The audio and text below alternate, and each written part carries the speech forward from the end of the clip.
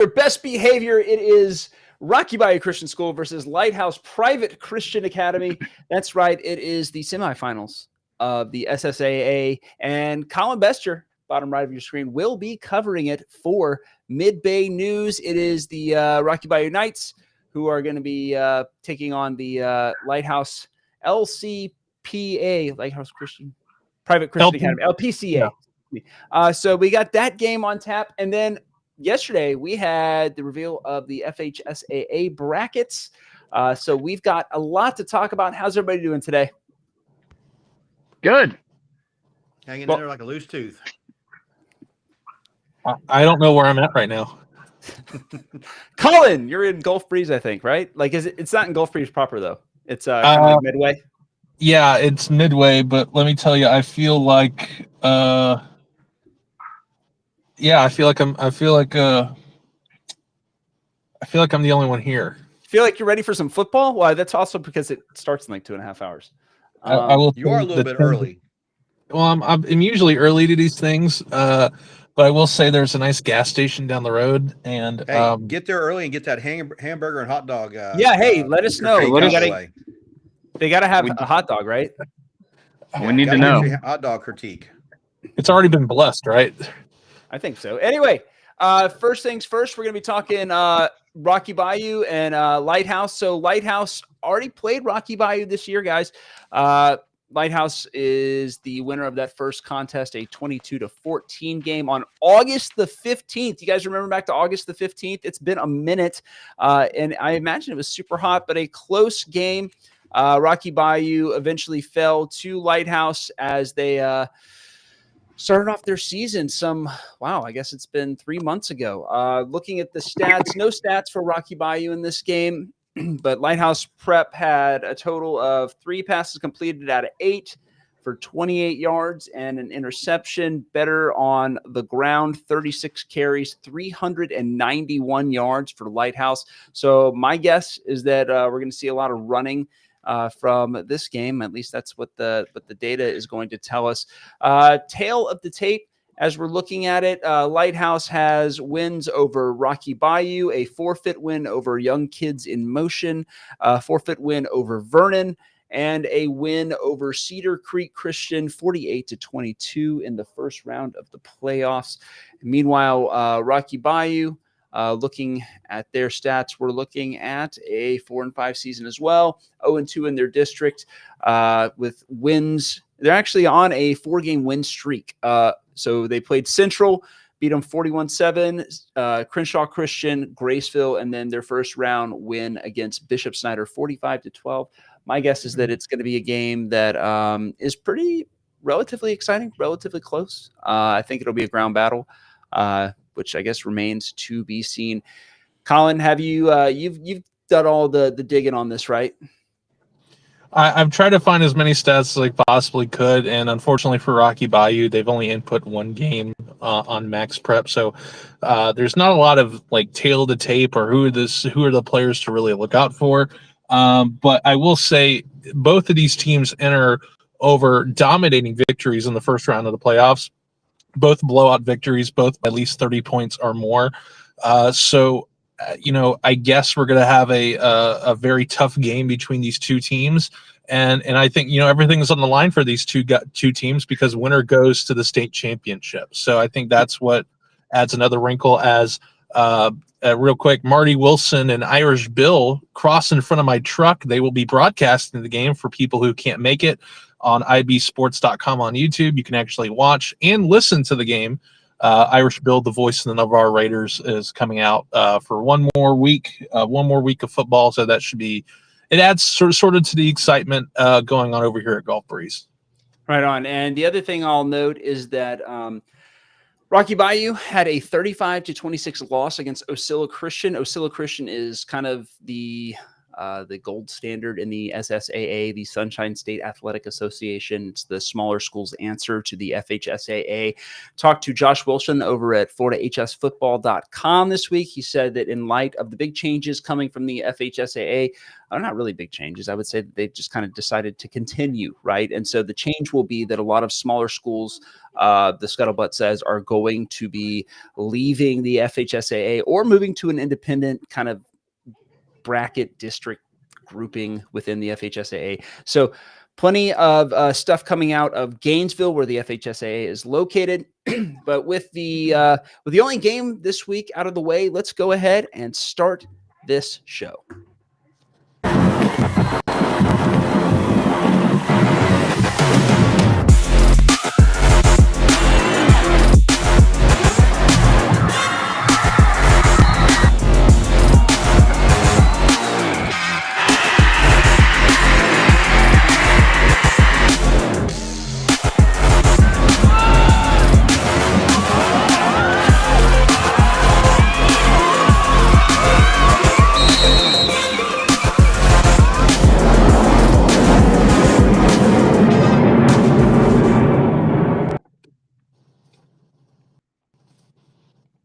Well, Party Animals, playoff season is underway. We've got a bunch of brackets, and we have a bunch of end-of-season awards coming your way. That's why we're encouraging you to vote right now, midbaynews.com/Emerald Coast Elite. I'll put it in the chat. That's where you can vote for the best players, the best coaches, the best bands, the best home field experience. Make sure your voice is known in the Emerald Coast Elite voting. I will put that in the chat as we are speaking. But guys, we have the playoffs that have come out. You've all had a cursory look at those playoff brackets. What do you guys want to start with right now, and why? Well, let's work our way down the bracket with 5A, because obviously, that's kind of our meat and potatoes here. We got a couple of Niceville guys, a Milton guy, and I'm kind of excited about this, to be honest with you. I was looking at the stats, and with Ponte Vedra and Niceville, let me hit the highlights on that. This is going to be a great game. One is, when you look at the stats, Ponte Vedra and Niceville aren't too far off. They average about 350 to 375 yards a game. However, Ponte Vedra is a little more pass heavy. So if Niceville can shut down the passing game and work that field, I could see them coming home with a W, because they just don't run that well. Yeah, I agree. Ponte Vedra last year went to overtime with Niceville at Niceville. I think until they hit Lakeland, easily the best opponent they played all year was Ponte Vedra. I expect a lot out of them this year. But I'm not completely writing the Eagles out yet. I think, it's a lower chance. I mean, it is a 1 seed versus an 8 seed. But Hunter, are you as optimistic as I am? Do you think the Eagles can take it to the Jacksonville area, get the win, and then play Beachside and or Milton the week after that? So I would really like to see Niceville win. I think they stand a chance, but it's a little bit of a hike over there from over here. They got to go on the road, they got to travel, they got that going against them. But like you guys are mentioning, if we can kind of get a handle on the pass game, I think we do stand a pretty good chance with things here. I think it might be closer than some people think. Well, that is quite a drive over to Ponte Vedra. If y'all, for those who don't know where Ponte Vedra is, it's actually South Jacksonville, North St. Augustine, so right there in the middle of the two. Pretty good programs over there. And it's a good 4.5, 5 hour drive over to Ponte Vedra. So from my understanding, the guys are leaving in the morning and are going to make a day trip and then come back that evening. So that's something they're going to have to work with too, as well, when they're traveling, to make sure they get a couple stops in, get their legs stretched, get some good meals, get some good rest, and then have a good pregame warm up is going to be key to this to the success of this venture. Yeah, and I think the one thing that Niceville does have going for them is that they'll get a stop in at the Busy Bee. Don't sleep on the Busy Bee. You got to stop at the Busy Bee. I mean, you could look at can't this pass it. Yeah, because you can't look at this thing as a negative, right? You can't look at this like, oh man, woe is me. We got to drive to Jacksonville. No, we have to turn this on its head, be positive, and say, look at the opportunities. Look at the opportunities for large bags of caramel popcorn, various accoutrement, branded keychains. All of it can be yours, right? Because you get to go to the Busy Bee. All right. It is not as good as Buc-ee's. I'm a Texan, so we got to say what we got to say. By the way, shout out to my boys in Ponyland for that big win against Miami. We will be playing Boston College, 1-8 Boston College this week, and we will lose to them because that is what we do at SMU. Anyway, speaking of teams that should have won but didn't, Milton is playing Mosley, I think, this week. No, wait, excuse me, Beachside. No, Beachside. Barracudas. Beachside. I'm losing my mind. So, Milton's really heavy with the run game. Beachside is heavy with the pass game. But they're both putting up over 300 yards per game on average. So I think this is going to be one of those things. If Beachside, Niceville, Milton game, they've got a good offense. If they didn't and pick up that they liked a lot, then I can't say anything for them. Then they didn't do their homework to properly prepare for Milton. So I'm going to ride over on Milton's side on this one here, just because their stats are a little stronger. I don't like their passing yardage, but I think they'll probably set the tone on the ground early and often. And not for nothing, go ahead. What's you like to say, Heath? If you can run the ball, you can control the clock. Control the clock, run the ball, and that can make the difference. Or unless you're playing Niceville, then we control your clock. Well, not only that, but not for nothing, but Beachside defeated Ponte Vedra in September 33-20, right? So this number 4 seed is nothing to shake a stick at. But I also think that means that Ponte Vedra is beatable. I know we all always bring it back here because we're a bunch of Niceville homers and Collin.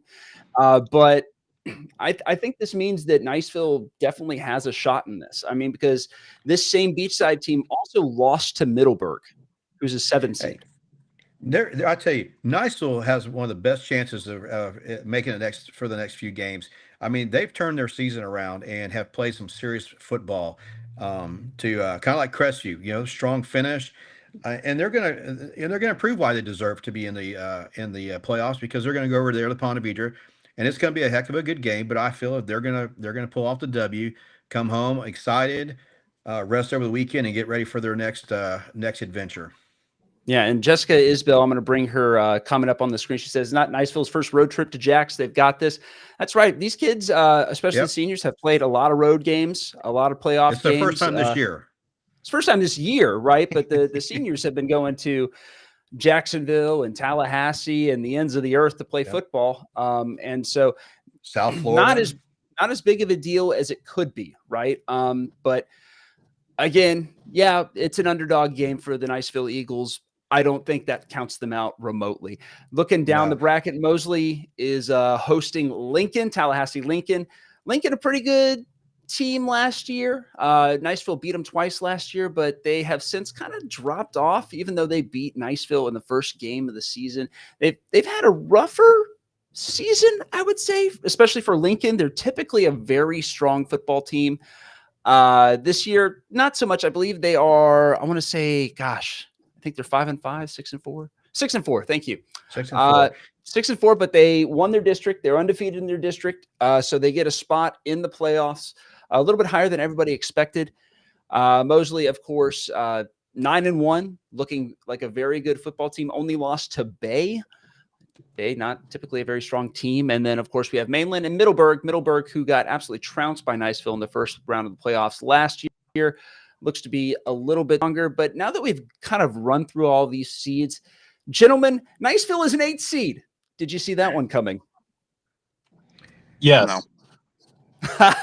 Okay, Collin, haters first. I figured, they were a one-loss team in the district. They would have strength of schedule. I'm sorry, at this level is not an issue to me.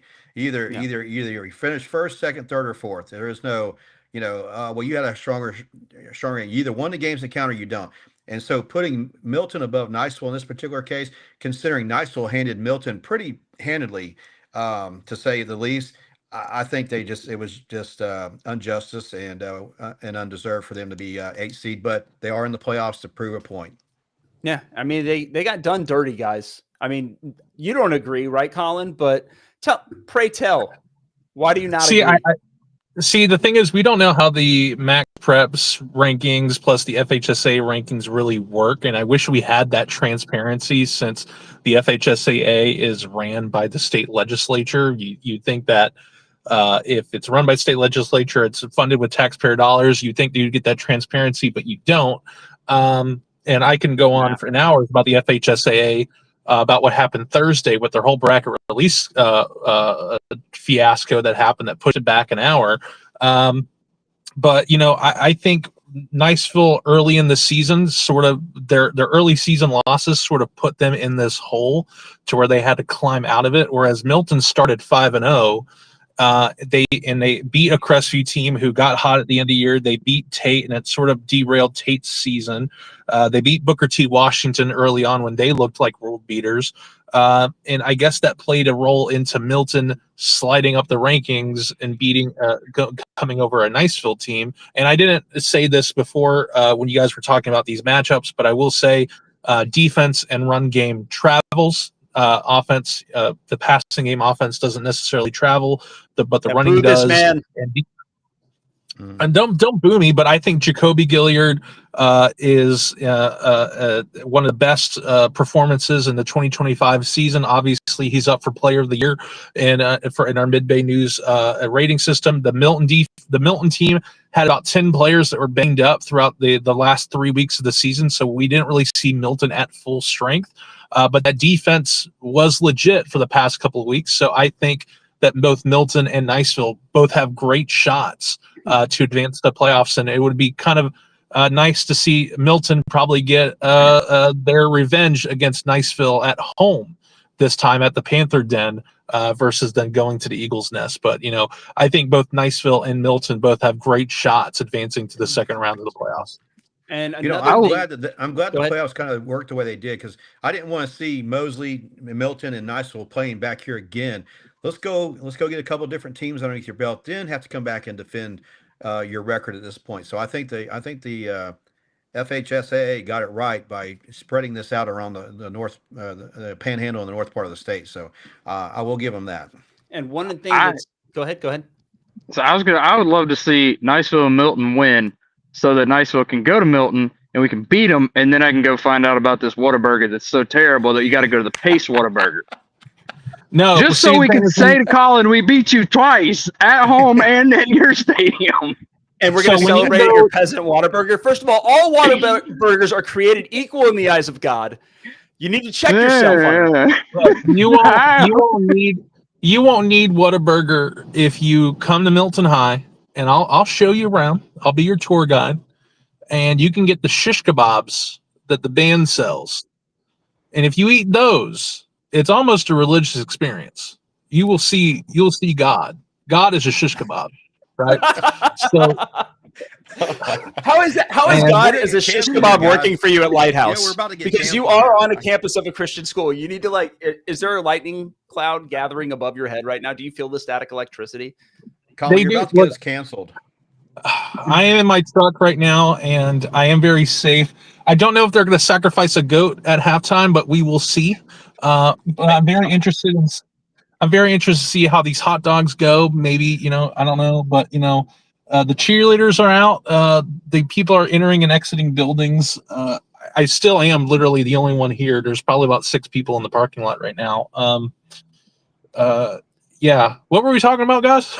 Anyway, guys, so back to this bracket, back to the relative safety of this bracket. Niceville is a completely different team with number 18, Max Roche. On the field, says David Schmidt. I think he's right. I think that having a really good tight end when you have a young quarterback is way more valuable than having good receivers. Not that they don't matter, but it's nice to have a safety blanket when you're scared to death. 16, just got your driver's license and are being run at by a bunch of 220-pound dudes.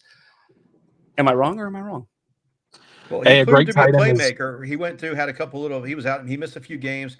I think one, he had a couple of health issues going on. Mm-hmm. I think he broke his hand or sprained a wrist or something. My man's had a rough year. Yeah, but when he's out there on the field, he's still a force to be reckoned with. Mm-hmm. I mean, he whether he's catching the ball, or he's blocking, or what, he's still a key figure that the defense keys in on, because they don't know, when are they going to put him in, when they're going to use him. I mean, he's one of those you double coverage almost. All right, And, guys. and a hot take, Christopher. I think if Max Rochade stayed healthy throughout the entire season, and unfortunate to him, he had some issues. This might be a hot take, but I think he could have been a better tight end than Julius Miles at the end of the year. Oh, absolutely. I agree. I think you're probably right. I think Yeah. Julius Miles had a very good year, but I think Max Roche is pretty special too. James Madison University commit that we're looking to see. But before we jump out of this bracket, who wins it? Who wins the bracket, guys? Can I go first? You can go first. See, so realistically, I my heart says I want Milton to win it all. But I think the injuries, I don't know how bad these injuries are. I know a couple of them are out for the season. And I know run game and defense travels, but I think, you put Milton into the pack of a shootout game we saw against Niceville, they're not going to win a lot of these games. So I think Milton actually loses in the first round. I'm going to say your final matchup here in this bracket, I'm going to say Niceville versus Mosley. I was going to say the same thing. We get a Niceville Mosley part 2. I think if that happens, I think Mosley wins if they play anybody but Niceville. I think Mosley is the better team on paper. They've shown to be the better team overall. But Mosley, I think when you lose an overtime game like that at home, that does something to a person. I think they're going to be talking about that in therapy in 20 years. All right. But until then, they can use that amount of rage. All right. And win a region championship. So I do like Niceville and Mosley in this. I like probably Niceville to win the whole thing. But if Niceville loses before they play Mosley, I have Mosley. Honestly, I could see the winner being anyone in this bracket, though. That's the thing. Yeah. I think 5A as a whole is a little bit weaker than other districts, other regions that we're going to be looking at. I mean, honestly, I could see anyone winning this bracket. I don't see Middleburg advancing. Mainland. Let me see. Where did they fall at? Mainland had a decent year. I believe they beat a couple of quality teams, but Mainland. Lincoln, home field advantage helps them a lot. Mm-hmm. Yeah, I don't see Lincoln making it past Mosley. I see Milton over Beachside. I see Niceville over Ponte Vedra. I think it's going to come down to a Niceville Mosley or a or a Niceville Lincoln, or it could be a Milton. I mean, this one's let's throw a quarter up. Yeah, I mean, who's the third best team in this bracket? We've all kind of agreed Niceville Mosley. Who's the third best team? I'd say Lincoln. I think maybe Lincoln. I know they started their season a little bit rough and they finished strong. I'm going to say Tallahassee Lincoln. I mean, otherwise, to be man, you had to beat the man, and Lincoln has been sort of that team the past couple of years in 5A. So I'm going to say Lincoln as the third best team. Yeah, I would agree. I think you probably hit the nail on the head there. I'm gonna go out on the other side and say I think Ponte Vedra is the third best team in this bracket. They've had a couple of weird games, right? They've lost to Beachside. But I still think that the quality that I saw on the field last year, most of those guys, I believe, were juniors last year. And so I still like them. I think Ponte Vedra is the most likely team to beat Niceville. I think if Niceville can beat Ponte Vedra, it's all the way to the Final Four for them. But we'll see. Anyway, guys, let's move all the way down to 2A bracket's not working. So I lied. We're going to go to the 6A bracket. Oh, no, here it is. 2A bracket. Nope, that's rural. We're going to go 6A. Yeah. About 4A. You guys want to go 4A? 4A. I got some opinions. I have some opinions, and I want to start off hot. Arnold should not be in the 4A playoffs. I'm sorry. You finish 0-4 in your district. You 3-7. I mean, to put Fort Walton Beach below you, even though they went 2-8, but last in your district, didn't win a district game all year, to be in the 8th seed in 4A over Escambia, who again lost 3-0 to Tate the week 11. Mm-hmm. I think Escambia got snubbed, and Arnold is the biggest winner out of the FHSAA bracket, to be honest with you. I 100% agree. Hunter, what do you think, man? Same. I mean, I'm looking at the schedule there. This is just an argument to me, guys, that there are too many teams playing in the playoffs. Arnold is a 3-7 team that lost 42-6 to Bay, lost 24-6 to South Walton, lost 58-22 to rural Blountstown, 40-7 Choctaw, barely beat Walton, lost by 2 to Fort Walton Beach, lost by 49 to Mosley. So that means the JV scored 2 touchdowns on this team. Lost to Rickards, and then barely beat Rutherford. Well, Arnold's going over to play St. Augustine, and I tell you, St. Augustine's putting up almost 400 yards a game. Arnold, 155. I mean, it's such a lopsided game here that, again, it's kind of like you do question: is just the 4A just that weak?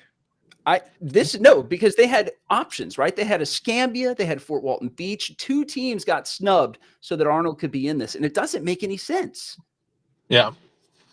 I mean, the thing about Escambia, the Booker T. Washington, Pine Forest, it seemed like no one wanted to win District 1-4 this year, as each team was trying their best to lose it. Pine Forest gets in because they're the district champion. Booker T. Washington, I think on paper, is the best team in 1-4A. But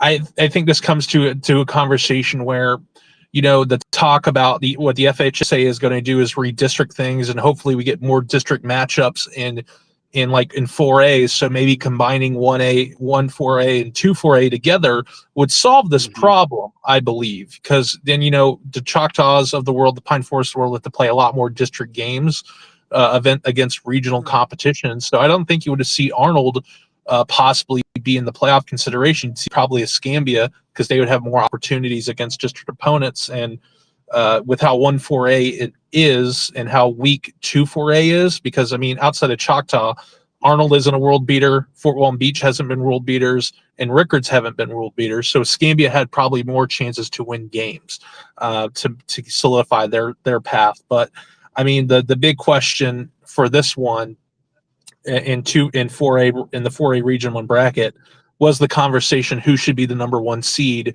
where in a world where both St. Augustine and Choctaw lost their week 11 games. I'm perfectly fine with Choctaw being 2. I think losing to Enterprise is the worst loss versus St. Augustine losing to Mandarin, where Mandarin's only loss before that was to IMG Academy. That was the big IMG Academy, not the small one. So to me, I think this bracket outside of Arnold is fine with me. But at the end of the day, I think I speak for everyone here. I think it's St. Augustine versus Choctaw to determine who goes, Yeah. Well, you look at you look at Pine Forest, and they only had 2 district games. Ed White only has 2 district games. I'm looking at their how this is set up. I'm like, that's all you have is 2 district games, and that's really concerning that you just got to win 2 games and you're in the playoffs.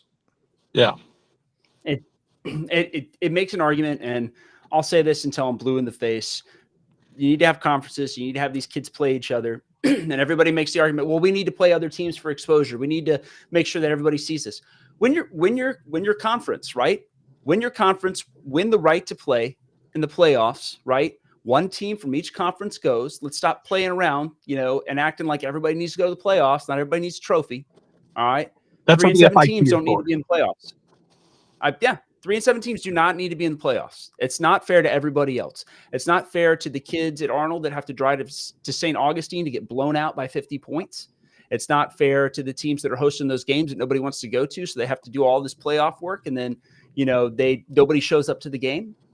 It's not fair to the organizers. It's not fair to the fans. It's not fair to the players. To me, the fact that we're having teams that are making it in like this, it ain't right. No, it ain't right. But that is my humble opinion. Guys, we're going to go to a quick commercial break. Hunter, I'll see you at Mutton Bustin' tonight. You as well, Heath. We'll see you guys after the break. See y'all. Your lawn's looking a little bit janky. All those busted up sprinkler heads, dead patches. It's okay though. Final Approach Irrigation's got you. Their experienced and knowledgeable staff will quickly diagnose the problem and get right to work fixing it. Final Approach Irrigation is the best in the game, and they'll keep your lawn looking undefeated this fall. The refs won't be throwing any flags on them. They'll do you right every single time. Absolutely fair and transparent pricing, along with honest work ethic and integrity. Check them out over at finalapproachirrigation.com to get started today. Thanks again to our friends at Final Approach Irrigation for sponsoring this show and making sure you know everything there is to know about high school football here on the Emerald Coast this season.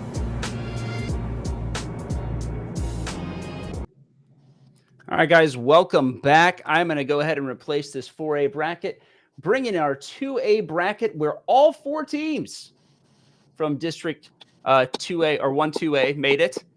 Congratulations to 1-2A. Good job. Yeah. Y'all, every one of y'all deserves to be there. Congratulations. Actually, though, this is the one time where I know I was hard on everybody that has a losing record and is in the playoffs. But this is the one time I'm going to go ahead and step backwards on it and say Walton deserves to be there. The haters will say it's fake. The haters will say I didn't say it, but the haters will be wrong. I think Walton's defense is fantastic. Going on the road that anybody that tells you, Chef's kiss.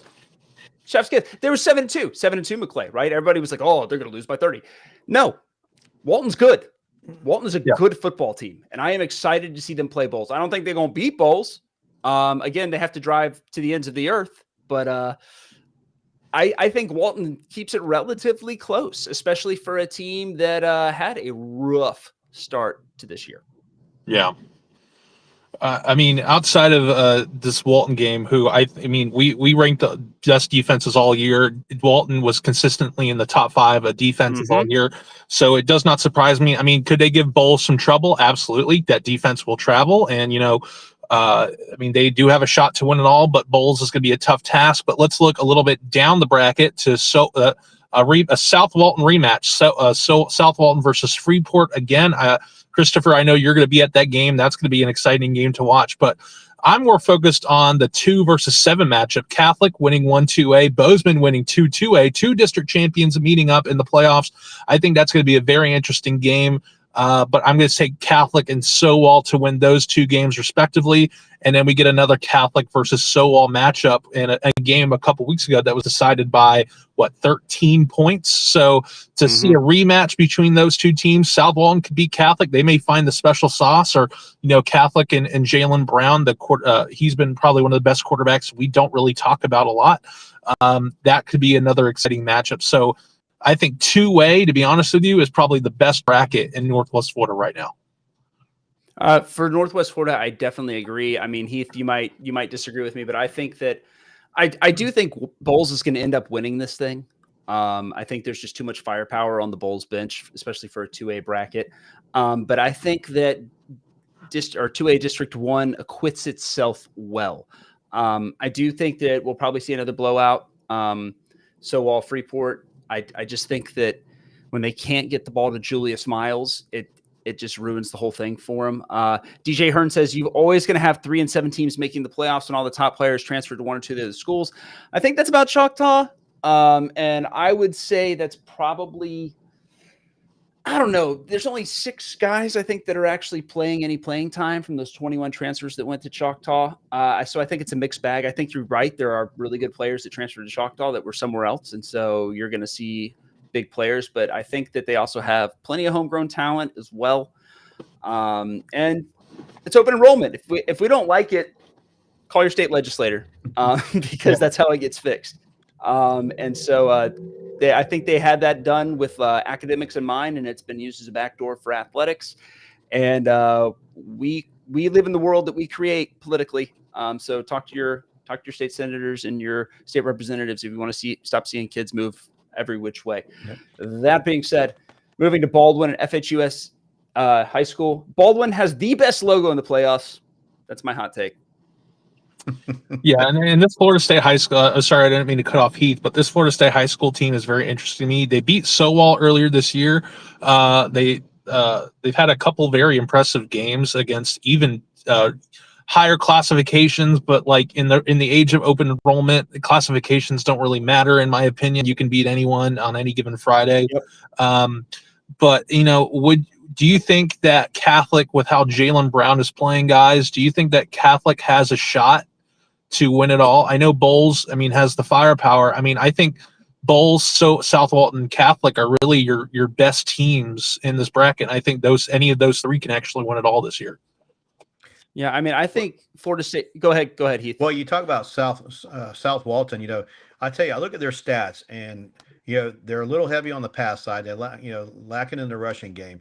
And when you talk about what teams would be, or we're going to see possibly would finish out in this playoff series here, I'm kind of leaning more towards Bowles and Catholic to meet at the end. Yeah, I mean, so I'm looking at my as I look down this bracket, right? I'm seeing like Bowles, who I think is just always going to be good. They have everything going for them. They have, it's private school, so they can bring in who they want. It tends to work out for them when you're able to do stuff like that. I mean, their only loss was to St. Augustine, a 4A team, and they lost by 5. But they've beaten everybody else. They beat Andrew Jackson, the 1A kind of area or 1A region. What is it? Region 1, 1A leaders over there. FSU High School is a lot like microwave lasagna. It's really hot in some places and really cold in others. So where did that analogy come? Where'd you pull look, that man, one up? I sit on these all week for you guys. Wow. All right. I handcraft these metaphors for you guys. I saw you earlier today. You didn't say that, but man, that's good. Chef's kiss, unless of course you're eating the microwaved lasagna. South Walton, I think they have a good running game. I think William Justice is an A- running back. I think he's very good. Only Jacoby Gilliard, Vontavious Keller, I think are better running backs right now on the Emerald Coast. I think there's some. Don't forget Junior Harris. Oh, yeah. What am I saying? Junior Harris. So I think he's probably the third best. Thank you. I keep forgetting about poor Junior Harris because he's playing for Destin, and yikes. Any man that can run for 150 yards without any offensive line support is the best running back. Don't at me. My only thing with the 2A bracket is that 1-2A isn't really separated. I mean, you would love to see Sowell Freeport be ranked higher so they could play a Baldwin or Florida State High School. But, in my perfect world, if they were all split up, you could possibly have, the second round matchups being entirely 1-2A, which is certainly a possibility. I'm not saying Walton is going to absolutely get smoked by Bowles. I don't think that's going to happen. That defense is going to keep in the game, and Walton is going to be able to, if their offense can make plays, they can certainly win that game. But it kind of makes me a little sad that there's not a world we're going to live in where the entire second round of this bracket is entirely local matchups. That would be cool. I mean, I do think Catholic is going to take it over Bozeman. Bozeman has a pretty good quarterback, and their defense isn't horrible, but Catholic is just like the bigger, faster, stronger version of that, I think. And yeah, I agree with you, Heath. I think it's either going to be Bowles or Catholic at the end of the day. I think probably Bowles. Rocky Bayou. That doesn't mean that. Oh, they're in. Okay, quick real life game update. Rocky Bayou has arrived. They're going to be playing Lighthouse Prep. That's where Collin is tonight for our coverage of that game. So we've moved out through 2A.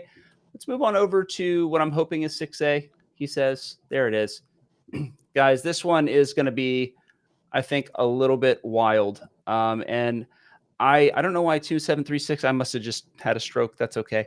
But Buchholz, Oviedo, Nice, Oakleaf, Mandarin that just who'd they give a loss last week? St. Augustine. Yeah. Gave an L to St. Augustine down there in 4A. Is playing Crestview. Crestview, man, they have looked so good for the second half of the season. They have, but I'll tell you, I was looking at the stats on that game. And here's the one thing I wish we got is the defensive stats. What are the defenses holding what's their average for the per game, like the offense? Because that's what I really want to see too. But Crestview here, they just don't have the diversity in their offense to bring the attack that Mandarin's going to bring to them. So I don't see Crestview surviving this game. No, their defense has been holding down the fort for them all year, a lot like Walton. That offense is when they're good, they're good. I mean, when they played Niceville in the second half, that was the best dadgum Crestview team I ever saw, was the second half against Niceville. Yep. They were fantastic. And if they can do that, they can beat anybody. I just have only seen them do it for 2 quarters out of the 40 quarters they've played so far this year. Pace, I think, is going to go pretty far. Mikhail Williams seems to be healthier. And so I think that's a safer horse to bet on than a Mandarin or Evans, Oakleaf, Nice. Buchholz always up there at the top, but I'd I don't argue know, that Pace guys. doesn't I need think Mikhail. you may be right. That offensive line's fantastic. Yeah, I mean, Tag Strickenberger, best name in high school football so far. I mean, if we're going to do an all-name list, it's Tag Strickenberger and Sincere Williams from Walton. Those are probably two best names in high school football right now. But, I mean, when we saw Tag Strickenberger stepping for an injured Mikhail Williams, it seemed like this Pace offense never lost a step, and they were still rolling over people. Now, 6A, if you think about this, I think this is a very accurate assessment. These are all heavyweight boxers, in my opinion. Crestview, I think their defense is solid. That run game, I mean, I think they're a little bit of a better Milton right now. That's basically how you can compare if you've never seen Crestview play, but you have seen Milton. It seems like Crestview has figured out the special sauce on how to make that option offense work this year, and unfortunately, it was late in the season they figured it out, but I mean, they still, I think, figured it out. But I think, I mean, it's going to be hard to overlook, a Buchholz or a Nice right now. So, I mean, I think does Pace make it farther than Crestview? I think so. But I mean, I think Buchholz or Nice are, I think, the two sort of favorites, maybe Mandarin, but I think those three teams are right now the favorites right now.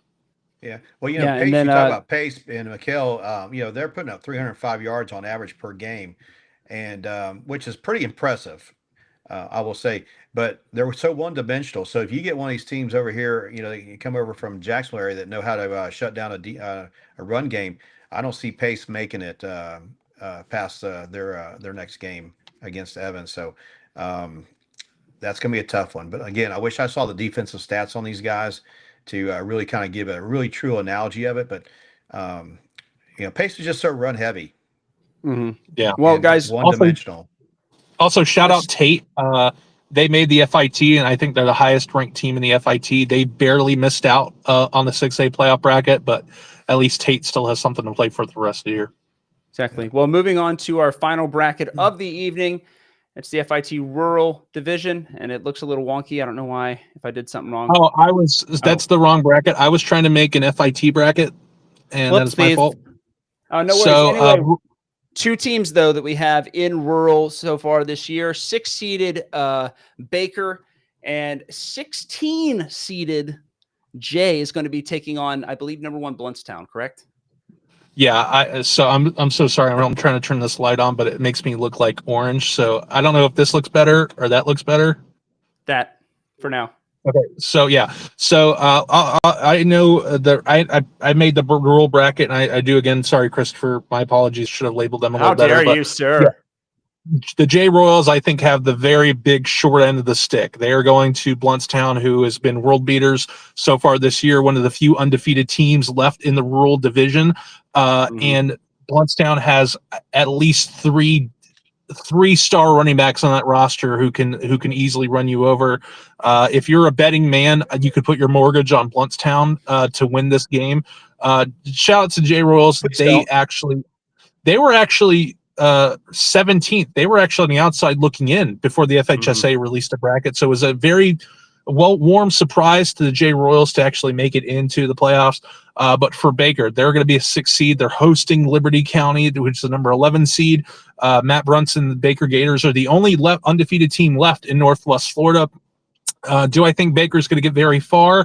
I do, but the problem that you're running into is that Bluntstown team, it looks like they can go to 2A, 3A, 4A, 5A, 6A, even 7A, and possibly compete this year. So it's Bluntstown's tournament to lose. Will Baker make it very far? I think they will. But shout out to the Baker community for getting a home playoff game that actually matters, because last year they were in the Group B bracket of the FIT tournament. This year they're actually in the FHSAA tournament. So shout out to the Baker Gators. Hope they make it as far as they possibly can go.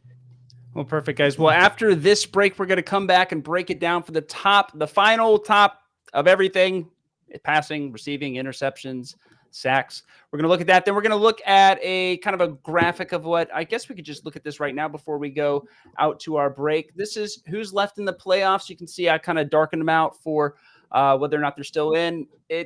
Bay has 4 of 6 teams left. Walton, the only team batting 1,000 right now, or the only county batting 1,000 right now. Baker, Crestview, Niceville, Choctaw still in. Destin, Fort Walton Beach out. Jay's in. Milton's in. Pace is in. Gulf Breeze, Navarre, and Central are out. And then Catholic. Well, Central is at the FIT. Sorry. Central, Northview, and Tate are in the FIT. So shout out to Central. And by the way, Central, this is their 2nd ever football season.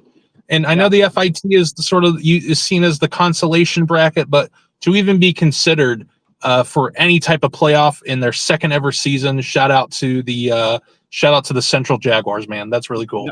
Nothing wrong with the NIT, baby. Yeah. So we'll come back after this break. We'll be talking tackle leaders. And while we're on break, watch that commercial, come back, and then go to midbaynews.com/Emerald Coast Elite. That is where you can vote for your favorite players, the best players, the number 1 players, the best home and away teams and atmospheres, your favorite coach, all that stuff. We'll be right back. You know your lawn's looking a little bit janky. All those busted up sprinkler heads, dead patches. It's okay though. Final Approach Irrigation's got you. Their experienced and knowledgeable staff will quickly diagnose the problem and get right to work fixing it. Final Approach Irrigation is the best in the game, and they'll keep your lawn looking undefeated this fall. The refs won't be throwing any flags on them. They'll do you right every single time. Absolutely fair and transparent pricing, along with honest work ethic and integrity. Check them out over at finalapproachirrigation.com to get started today. Thanks again to our friends at Final Approach Irrigation for sponsoring this show and making sure you know everything there is to know about high school football here on the Emerald Coast this season. All right, guys, welcome back to the final segment. Let's go over the top players in each category that we've got going so far while Collin figures out whether or not he wants to be orange. Interception leaders. Christopher Oliver out of West Florida Tech did not make the FHSAA playoffs. Darren Elder with 5 interceptions out of Arnold. You see that we don't really get to anywhere in the Emerald Coast area until we hit Tristan Powell with 4 interceptions. And I guess Gabe Escalera, the only 2 players on the top 10 for Okaloosa and Walton counties. Why do you think that is, Collin? Well, the FHSAA stops at 200, and there are tons of players who are tied with 3 interceptions. And I don't know how they rank if you're tied for 3. I guess it's return to yardage and stuff like that. But shout out to Christopher Oliver and the West Florida Tech. They actually are in the 3A bracket. They West Florida Tech and Bay are in the only. West Florida Tech and Bay are the only Northwest Florida representatives in 3A. So shout out to them as well. But, I will say Arnold does appear a lot on some of these lists, as well as Navarre appears on 2 lists. So for Ezekiel Burgess and Marquez White, the wide receiver from Navarre, they're both coming back next year. So you'll see these guys a lot in Northwest Florida. I know Niceville and Navarre will play each other next year. I assume so. So next year, if they're going to get better, if you're Niceville, Crestview, Pace, Tate in 6A, be worried about those guys coming up. They're only going to get better from here. Yeah, I agree. And, as we're going through this, let's check out the other side of that football, the passing leaders for, week 12, right? JP Holsenbake is still at the top, 2,283 yards. Passer rating of 135. He has the best passer rating as well, tied with Zabion Morgan, who has about 100 yards fewer. But J.D. Brown, Carter Nunes, Deegan McCoy, I think all 3 of them very good quarterbacks that have some time left in high school, especially Deegan McCoy, who has another 2 seasons left. I think Carter Nunes and J.D. Brown are both juniors this year, so I expect them to light it up. Justice Baldwin. Is Justice Baldwin a senior? He is not. He is a junior. That's right. So we have a bunch of guys that have plenty of playing time left on this top 10 list. Plenty of exciting things to see from all of them as we go. JP Holsenbake, let's see, 1, 2, 3, 4, 5. Yeah, every single one of them is still in the playoffs. That is an Okaloosa or Walton County quarterback. So they'll add to him, but we're not going to add to that because playoffs are a team sport and not an individual statistic. Moving to the receiving yards that we have here. Check it out. Julius Miles, still number one. We talked about Max Roche not being on this list. I think he's missed a total of like 4 games of the 10 that they've played this year. Is that about right? Sounds about right. Yeah, and so he's not on this list this year. The senior will be going on to James Madison University next year. But he's still got time in the playoffs. Yeah. Isn't this surprising that when I was putting together this list, and I will say shout out Julius Miles and Riley Renfro for clearly separating themselves from the rest of the pack. I mean, that is just absolutely impressive. But you look down at 7 and 8, you see 2 Bay receivers. If we actually had an 11, you'd actually see pretty much the entire Bay High receiving core inside the top 11 in Northwest Florida for receiving yards, which is absolutely insane. I think that just goes to show how well that Bay offense has been performing this year. Shout out Marquez White from Navarre being in the top 10 as well. And Grant Gilmore and Robert Oliver, I think, have had 2 very they've had impressive years, but no one's really talked about how good their years have been. I think Grant Gilmore is probably the lightning rod for that South Walton offense this year. But it's going to be very exciting to see him next week versus Freeport in the first round of playoffs. So but I got to say that Bay offense, based on statistical numbers, they had about 3 of them inside the top 150. There's a 4th Bay wide receiver inside the top 200. So that's how crazy this Bay offense has been this year. Moving on to rushing, I think this has been the most interesting one for me. James Youngblood, also a top 25 name for the all high school name team. Youngblood's just a great last name. Like, you can't beat that. Yeah, and he's coming back next year. That's right. Unlike Junior Harris, the senior, who finished the year with 1,332 yards. Guys, I watched some tape of this guy play. It is unreal how good he is at running the ball. If he had a offensive line from Pace, I mean, the kid would be getting Power 4 offers. Like, he is just that good. It's too bad that they've only won 1 game this year. They won't get an invitational tournament invite. They won't be in the playoffs. Mikael Williams got hurt for a couple of weeks, so he's down there. Jacoby Gilliard, one of the players for the Emerald Coast Elite Offensive Player of the Year. I think currently he leads that category as a freshman with an offer from Florida State University. So, Heath, you think UF's going to offer soon? Say that again. You think UF will offer Jacoby Gilliard anytime soon, or you think SMU can hop on that and grab him? I don't know. SMU is just it's out of state. I mean, nothing looks better than orange and blue on somebody. So I can see him down there in orange and blue. You think we can talk him into going to Virginia Tech and becoming one of the long lines of great Virginia Tech running backs too? I mean, you could, but do you want to have 3 ACL tears in 4 years? Look, just because you play for Virginia Tech doesn't mean there's ACL tears, okay? All right. Come on, man. We need something to look forward to, all right? There's nothing. All I have is Jay Gruden hopefully coming to work for us for free, okay? That's all I have. For free as a challenge. Ethan Crandall on there. I know he would work for free, but should he just loves football, man? No, he shouldn't. Right, man. Sam Chisholm, another pretty impressive back out there for Mosley. And then rounding out top 10, James Simpson from Escambia. Tackle leaders. We got 2 guys from Niceville on the tackle leaders, as well as a fella from Milton by the name of Aiden Spratt. Harper Campbell, 101 tackles, and then Caleb Sartori looking at 97 tackles on the year. 2 Arnold players with a lot of tackles, but in, I guess, everybody's offense's defense, they've also been on the field for a whole lot of time. Yeah. I will say, shout out Aiden Spratt, completing his senior year at Milton High, back-to-back tackle leader for this team. And there was an interview he did with another media outlet. I'm not going to say the name, but he unfortunately has no offers for his college career, and he said himself that he's a little undersized for a linebacker at around 5'6", 5'7", or something like that. Wow! But I think this kid can play ball. Congratulations to being a back-to-back tackle leader for the Milton Panthers, and also shout out to Bill and Yorg from the Pace Patriots having one tackle better than a Milton Panther. But I guess it just goes to show that Arnold defense has been on the field a lot to have two players in the top 3 for tackles in this area. Yeah, absolutely. Well, guys, the last thing before we let you all go is to remember to vote in the Emerald Coast Elite Players. We've already had almost 700 people vote in this. If you want to make sure that your favorite teams and players get recognized, midbaynews.com/Emerald Coast Elite is right there on your screen and in your hearts. So just remember to do that, guys. Any final thoughts before we punch out of here and go mutton busting over there at the Northwest Florida Rodeo? Vote early and vote often, as they say. Oh, wait a minute. That's Indeed. the national elections. I'm sorry.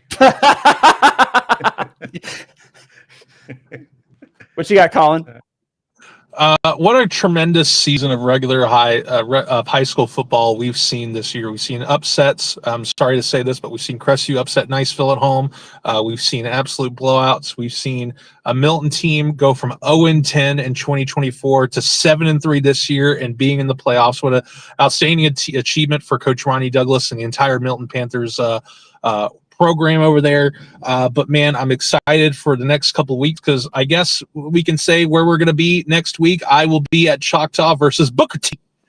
Booker T. Washington is going to be on the road to Choctaw as they open up playoffs. And Christopher Saul, my man, the myth, the legend, he will be at South Walton hosting Freeport. Going to see my second South Walton Freeport game of the year. Still off of 331, still south of the bay. I will be there. Come say hey. That rhymed. Look at me go. Anyway, Heath, you got anything, brother? And then we'll try to send Heath to Baker because why not?